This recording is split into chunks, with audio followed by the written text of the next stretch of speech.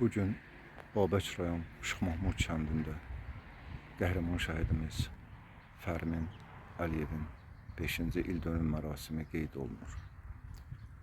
Fərmin Naxçıvana ilk gətirilən şəhidlərdən biridir. Allahdan ailəsinə bol səbir diləyirəm. Məkanı cənnət, ruhu şad olsun inşallah.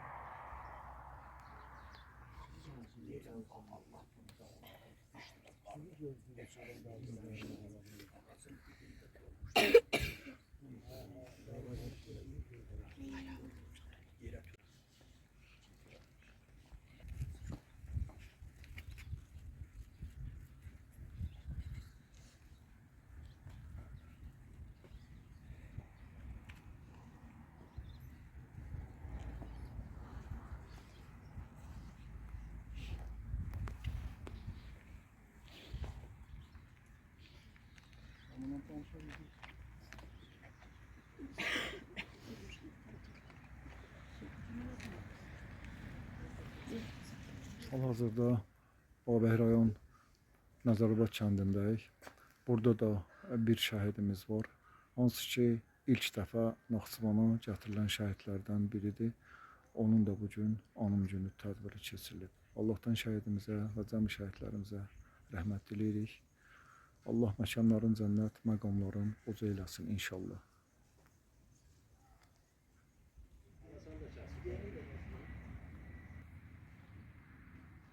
Dedim kaş zəng eləyərdik ki, heç olmasa indi onu təbrik eləyərdik.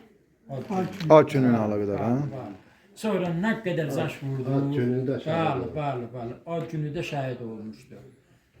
Deməli, ad günü olan günü şəhid olub, eləmi? O demirəm 30-u Danışıbdır.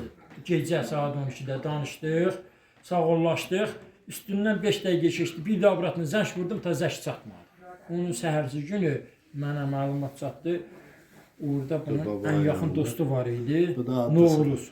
O mənə məlumatı çatdırdı ki, şəhid olmuyor. Demədi, o şəhid oldu. O üzündən gəlmədi. Mənə dedi ki, get şeydən, voyankomatdan bunun məlumatını öyrən. Yüzünü tutmayalım. Bu da Elvin balamızdır. Gələcək bizə. Adı sanı yaşasın. Adı ilə yaşasın, bəli.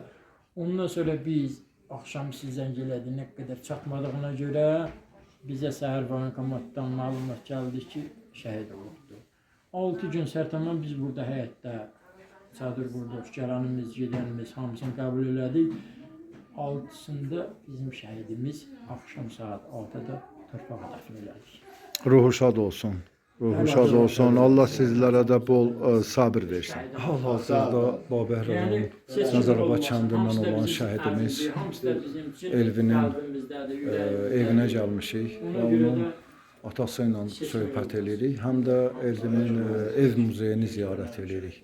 Allahdan şəhidimizə rəhmət, ailəsinə bol səbir diləyirik. Allah məkanı, cənnət məqamını uca eləsin inşallah. Təəssüfləndi ki,